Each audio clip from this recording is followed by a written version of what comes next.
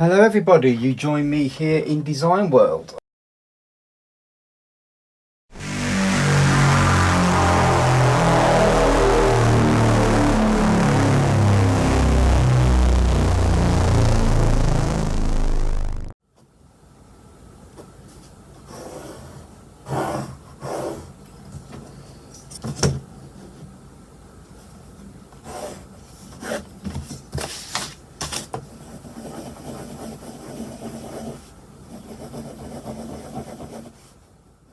Right, so I am deep into the writing sessions now for the third record. Got about 3 or 4 songs in various stages of development. But while I do that, I'm now cracking on with trying to get ideas down for the artwork. And I'm starting it now because I just know how long all this takes me to do. You know, because I'm not only writing and recording for all the instruments for the album, demoing and getting all that stuff together.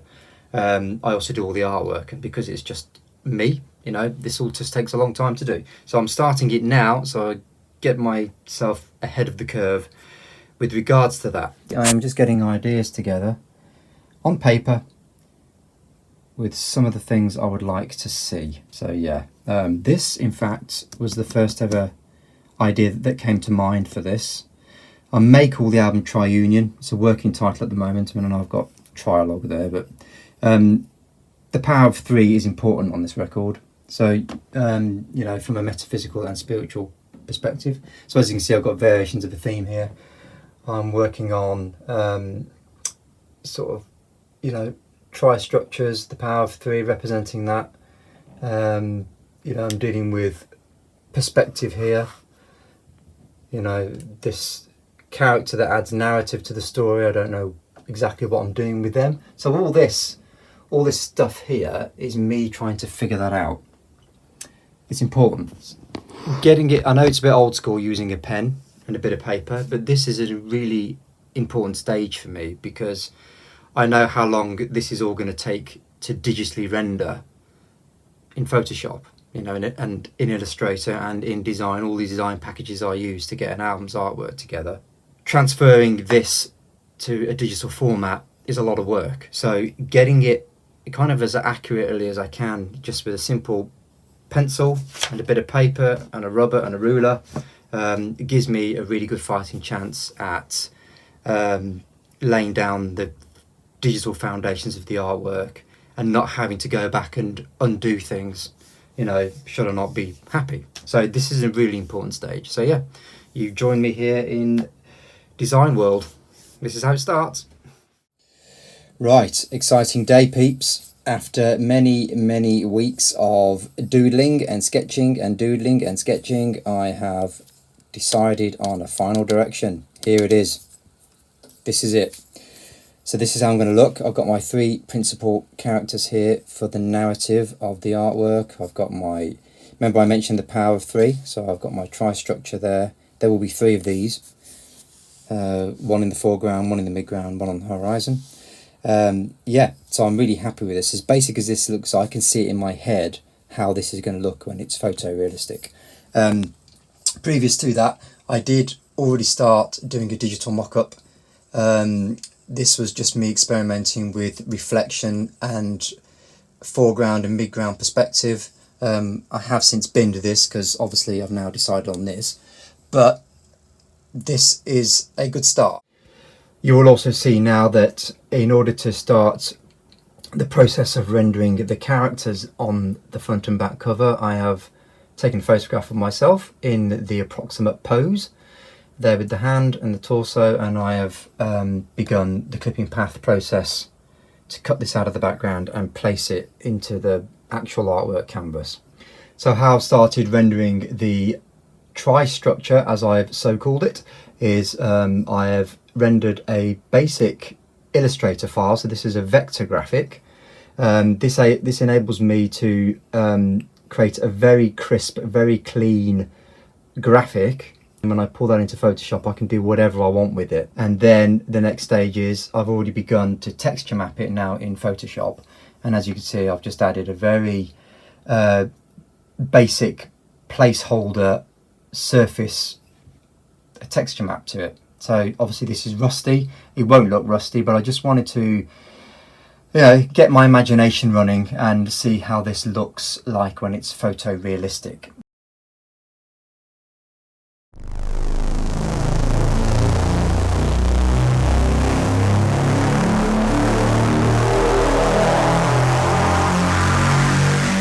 I have just come back from Orbit Studios where I mixed and mastered Fusion. It is finished, it is in the bag, it is sounding sweet. Now I turn my attention to all the artwork. This is a massive project all on its own outside of actually doing the record in the first place. You basically joined me where it's pretty much done. I was working on this in parallel essentially, so I had a good head start. It's not like I'm starting from a blank canvas here. So now all my Photoshop artwork is done. This here is the front and back covers. As you can see, hundreds and hundreds and hundreds of layers and groups, many months of work doing that. But when it's done, I can then put it into InDesign, which is a publication program.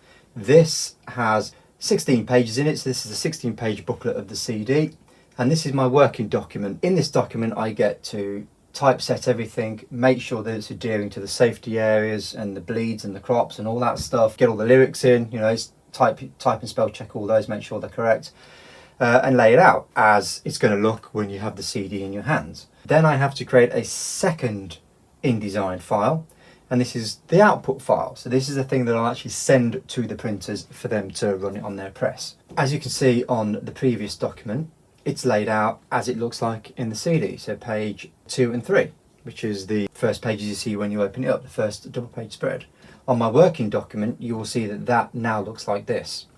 So page 2 has stayed the same, but next to it is page 15, and it has to do that so when it goes through the imposition process at the printing press, it will print correctly. If I sent them that, I'd have a very expensive mistake on my hands, and nobody wants that. When I'm working in my Photoshop files and I'm actually creating all the artwork, I'm working in RGB, so they're screen colours. But when I put it into design and it's ready to go to press, I have to then convert all these files to CMYK, and that's the 4-colour process: cyan, magenta, yellow and black. I then have to take care of all my colours, make sure that there aren't any odd colours in there, because that can throw up some anomalies when it prints. Make sure that all my links are correct, my spell check is good, all my layers are good, nothing's outside the crop area. So there's a lot of detail that has to be taken care of at this stage of the process. I've also been creating 3D artwork. This is the first time I've been doing this, but I found it hugely enjoyable, and man, I don't know, I might even do it going forward. I mean, the 3D part of this is cohesive with the whole story of Fusion. If you read the liner notes, it's relevant. But I enjoyed this so much, dude, I might do it for every bloody album, and I might even retroactively go back and do engines and the interpreter. I like it so much. So this is the 3D postcard that you will get when it's all printed and done.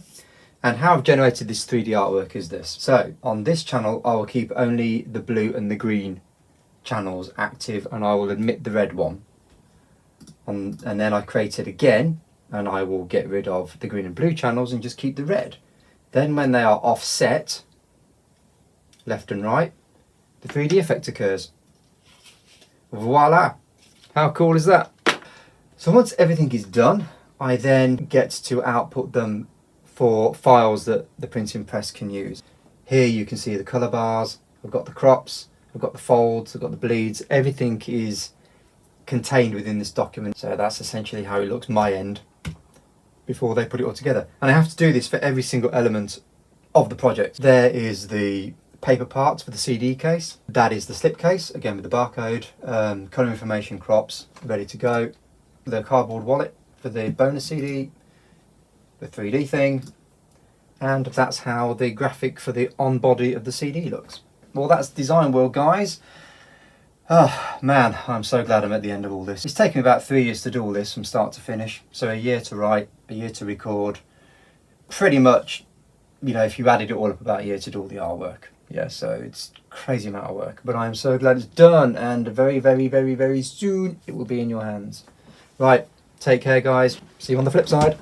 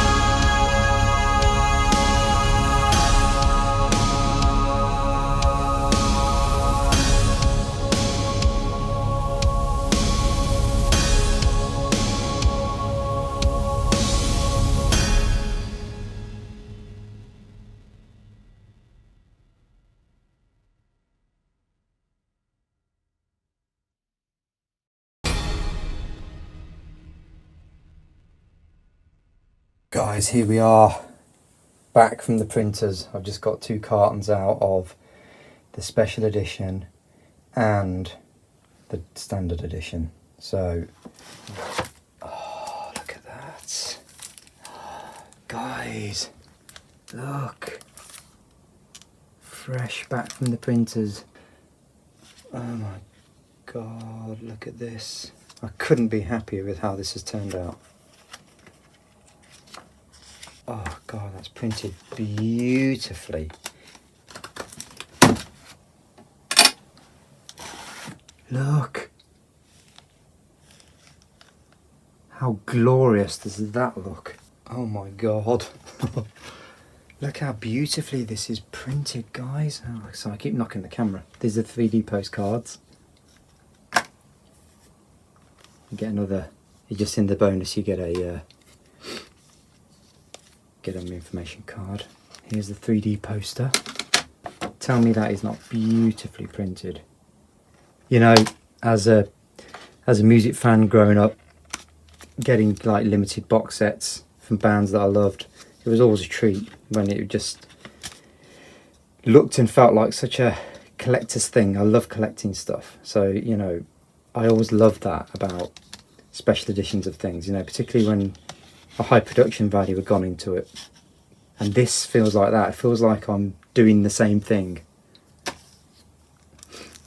There's your glasses and your glow sticker. Oh my God, I absolutely love it. Mind blown, guys, mind blown. That is an exciting day for me. Thank you for being here for the unboxing.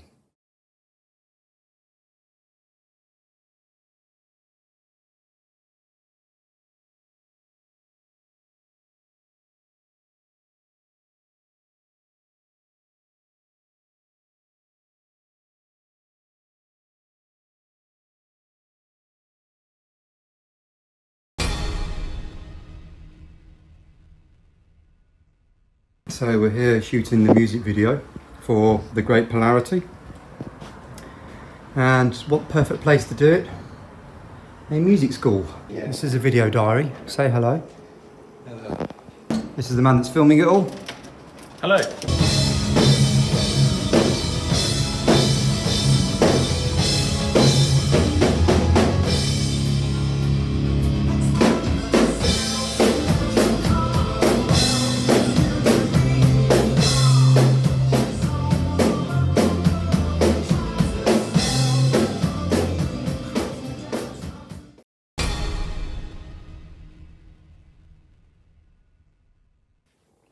I have reached a milestone today. This is the opening sequence to the new music video that I'm working on for Mindstorms.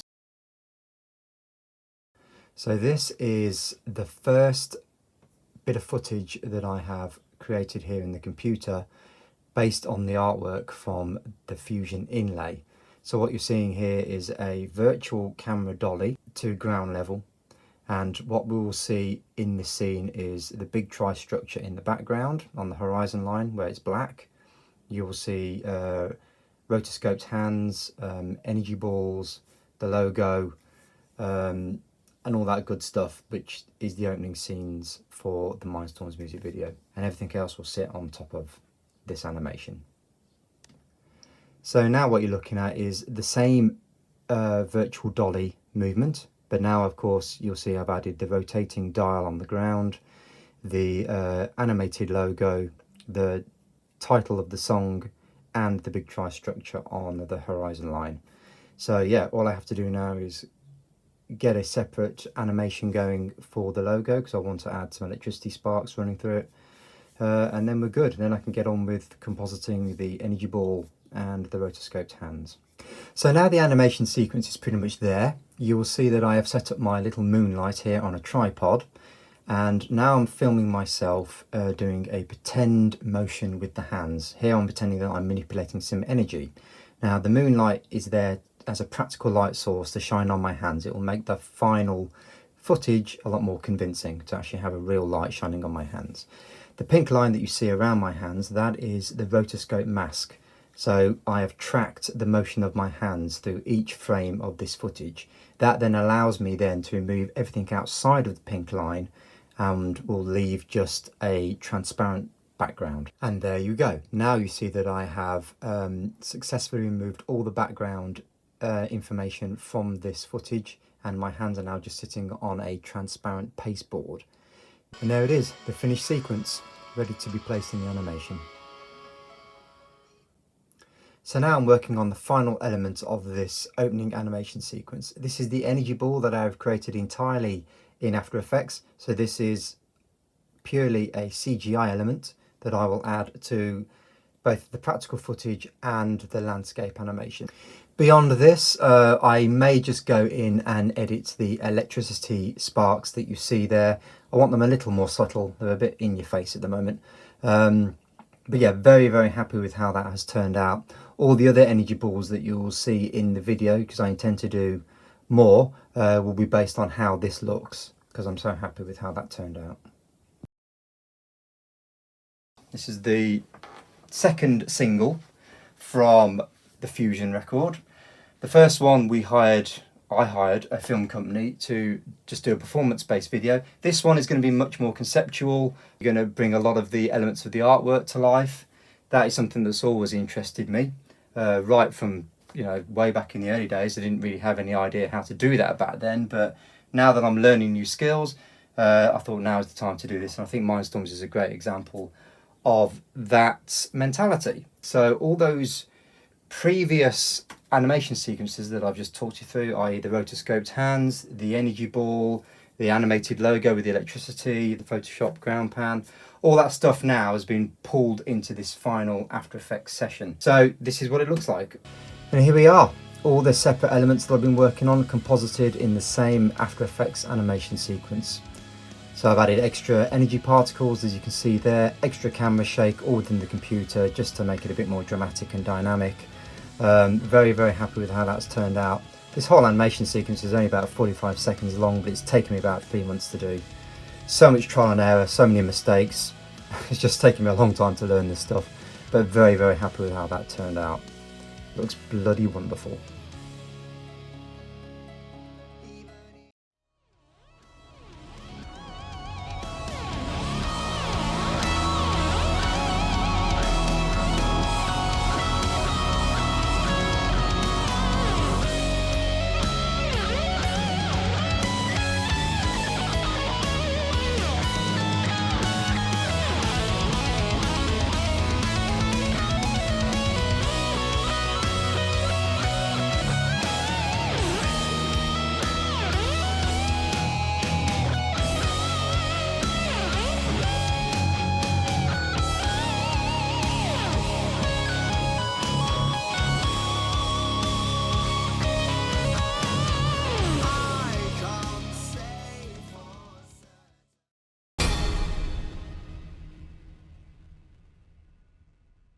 So now I'm working on the third and final music video to promote Fusion.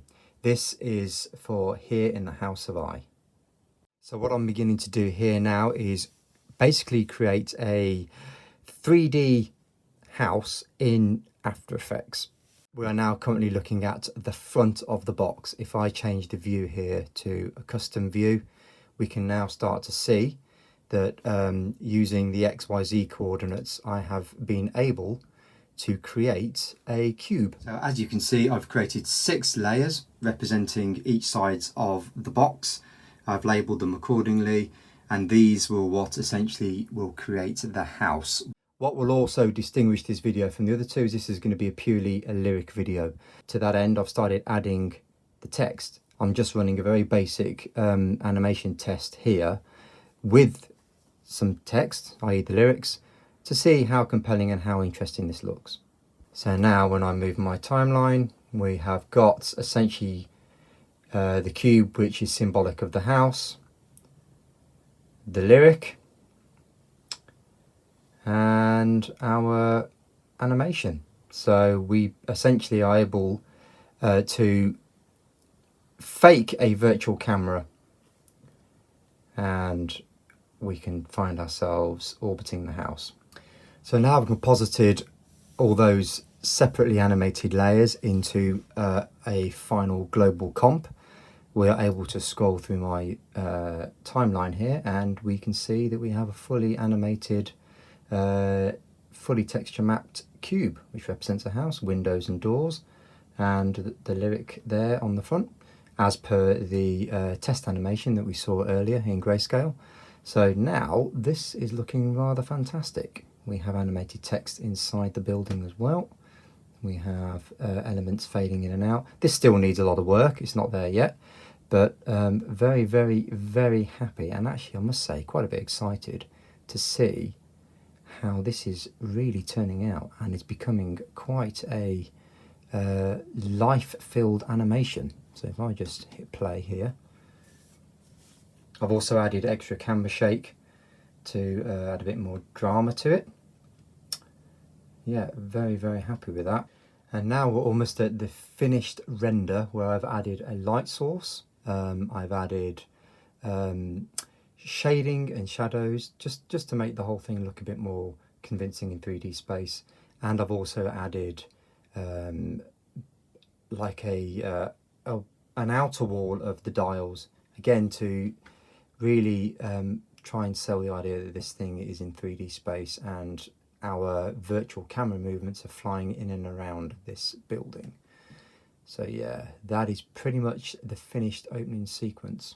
So the only element of this third and final video that won't be animated is in the chorus sections, and I have filmed myself miming along to those parts of the song, and the intention has been to recreate this artwork in the booklet, where myself and Johan are emanating energy, and we are pure energy, and that is essentially what I've recreated here, but now in actual live footage. So I have overlaid these moving energy particles along with the dial rotating in the background. I've added life to the eyes as well, and I've also tracked the motion of the face, so that when I blink the energy in the eyes also disappears, because obviously my eyes are closed. So all of this I think is looking absolutely gorgeous. So now I'll put us over to QuickTime here, where I've just exported a quick run-off of the chorus section, and if I just scroll through the frames here, you can see now that I've not only added life to the eyes, but also tracked the iris movement with the flares, and then they are animated with the closing and the opening of the eye. So this is above and beyond what I thought I'd be able to achieve with this, but I'm so happy I've made the effort to do this, because I think it looks beautiful. So the third and final element to this video, which will make it unique and set it apart from the first two videos, is the anaglyph 3D sequence. So in the middle 8, I am looking to create an animated sequence which is purely 3D, where the user will need their glasses that came with the Fusion box set.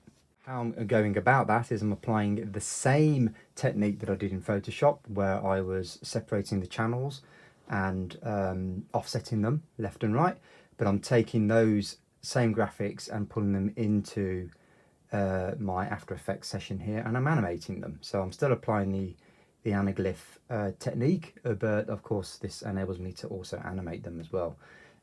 So coloured red and cyan to let me know which channel I am animating, but all these little keyframes here that you can see running across all these separate layers are what are going to give me that final effect. So yeah, this has been quite a detailed project just within the video itself, but totally worth it, and again just satisfying my own creative need, my whole desire with both Mindstorms and this third and final video to actually bring my artwork to life. So yeah, couldn't be happy with this. So I really hope that you enjoyed that fly on the wall insight into how I made Fusion, how it came from out of my head and into the physical world as a finished CD. Thank you so much for coming along for the ride. Thank you even more for supporting me in what I do and buying the record. And really, until the next release, all I have to say is take care. Thank you so much. Bye bye for now.